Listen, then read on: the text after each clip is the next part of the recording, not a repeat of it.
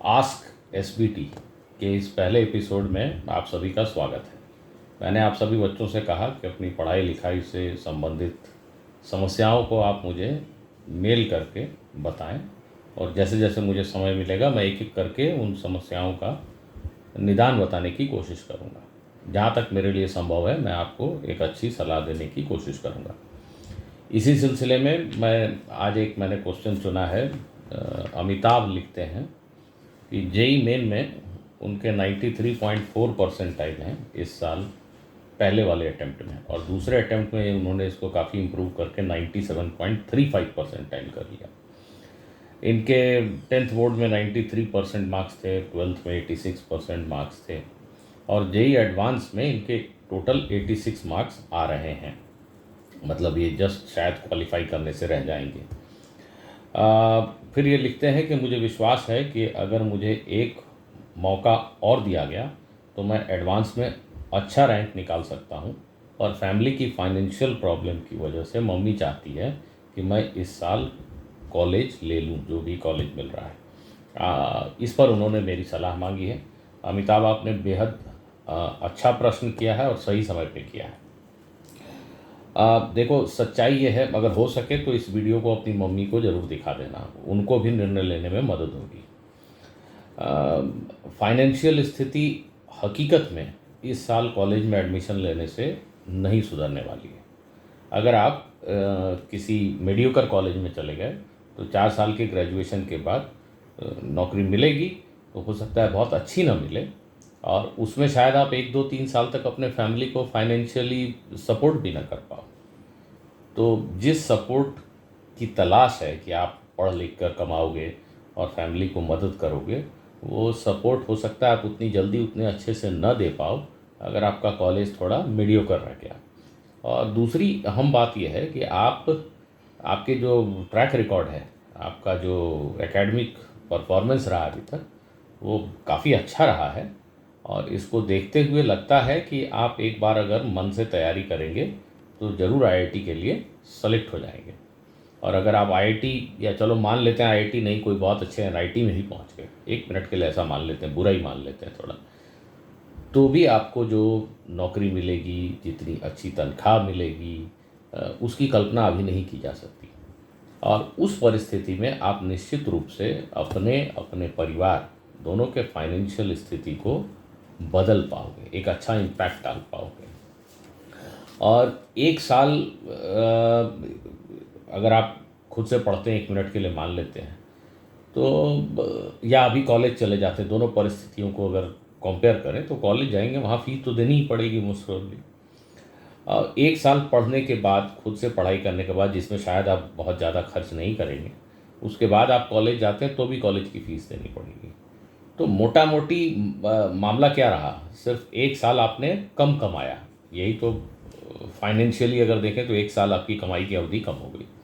लेकिन पढ़ने के बाद अगर आपको आईआईटी या बहुत अच्छा एनआईटी मिल जाता है, और आपकी सैलरी अभी जो मिले, अभी जिस कॉलेज में जाने से जो होगी उससे डबल ट्रिपल हो सकता है मिल जाए, तो उस स्थिति में तो आपका वो फाइनेंशियल जो लॉस है 1 साल की कमाई का, वो तो बहुत जल्दी कवर हो जाएगा। इन एनी केस वो 2 3 साल में तो कवर हो ही जाएगा।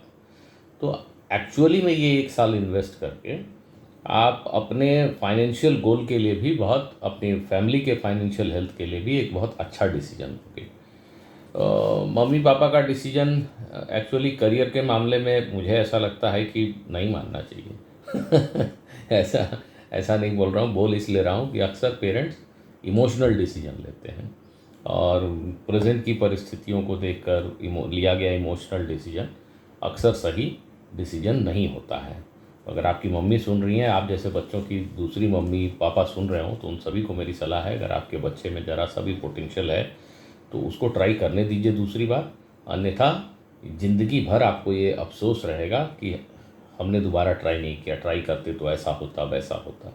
तो एक तो वो अफसोस ख़त्म हो जाना चाहिए, और 40 साल के करियर के लिए 1 साल इन्वेस्ट कर देना हमेशा बुद्धिमानी मानी जाएगी।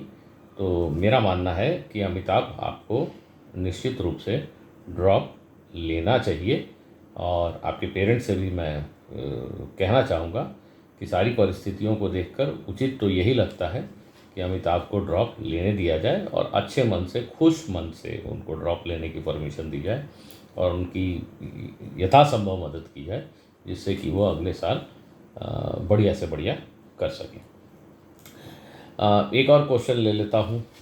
गोविंदा का कुछ कहना है, ये 2026 एस्पिरेंट है। इनका कहना है कि 10th बोर्ड में इन्होंने 95% सीबीएसई में स्कोर किया है और ये फिजिक्स के क्वेश्चन सॉल्विंग में अपनी स्पीड को बढ़ाना चाहते हैं और इनको अक्सर फिजिक्स के क्वेश्चन में तकलीफ तब आती है जब उसमें काफ़ी मैथमेटिक्स इन्वॉल्व हो, particularly calculus, geometry, quadratic equation etcetera. तो बच्चे, अभी आप 10th से 11th में आए हो और 11th के शुरुआत में ही फिजिक्स अक्सर सबसे ज़्यादा मुश्किल लगती है और उसकी वजह आपने बड़ी स्पष्टता से लिखी है कि इसमें हायर लेवल मैथमेटिक्स यूज़ होती है। पर इस फेज से आपको घबराना नहीं है, डरना नहीं है, थोड़ा लड़ना है। जैसे आप प्रैक्टिस करते करते समझ जाओगे कि ग्राफ्स के क्या इंटरप्रिटेशन है, कैलकुलस, इंटीग्रेशन, डिफरेंशिएशन कहाँ किया जाता है, इन सब पे जैसे आपकी पकड़ बनने लगेगी तो फिर फिजिक्स आपको उतनी मुश्किल नहीं लगेगी जैसा अभी लगती है और आपकी स्पीड ऑटोमेटिकली बढ़ जाएगी। अभी आप फोकस स्पीड के ऊपर इमीडिएट फोकस करना बेवकूफ़ी है। स्पीड के ऊपर मत जाइए, एक एक क्वेश्चन को अच्छे से समझने पे ध्यान दीजिए और किसी क्वेश्चन में अगर डिफरेंशिएशन किया गया, इंटीग्रेशन किया गया तो क्यों किया गया, इसकी क्या रिक्वायरमेंट थी, क्या ये किए बगैर भी क्वेश्चन सॉल्व हो सकता है, ऐसे क्वेश्चन अपने आप से ज़रूर पूछें और उत्तर नहीं मिलने पे अपने टीचर से पूछें, दोस्तों से पूछें, पर पूछें ज़रूर। बगैर इस बात को समझे आगे मत बढ़िए। कुछ दिनों में आपको दिखने लगेगा, 1-2-3 महीनों में आपको दिखने लगेगा कि ये सब तो बड़े मज़ेदार और यूज़फुल टूल हैं और फिजिक्स की तो इनके बगैर कल्पना की नहीं जा सकती। तो ये विथ प्रैक्टिस ही सीखते हैं बच्चे। अगर आपके पास समय हो तो मैं आपको सलाह दूंगा कि मैथमेटिक्स में सबसे पहले ट्रिगोनोमेट्री के कुछ चैप्टर, अलजेब्रा के कुछ चैप्टर और थोड़ा कैलकुलस हो सके तो अपने स्तर पे भी पढ़ लीजिए। उससे आपको काफ़ी कन्वीनियंट रहेगा। और आप ऐसा नहीं भी करते हैं तो भी फिजिक्स में करते करते अगर आप हर समय ये पूछते हैं अपने आप से कि ये इंटीग्रेशन क्यों किया, ये डिफरेंशिएशन क्यों किया, यहाँ पे ये मैथमेटिकल स्टेप क्यों लिया, इन 3 इक्वेशन को सॉल्व करने का सबसे छोटा तरीका क्या हो सकता था, इस तरह के क्वेश्चन अगर आप अपने आप से बार बार पूछते हैं तो कुछ दिनों में आप ऐसे भी सीख जाएंगे। ठीक है, तो अभी speed right now should not be, improving speed should not be your goal, rather focus on understanding the concepts. If you get the concepts well, eventually your speed will increase automatically.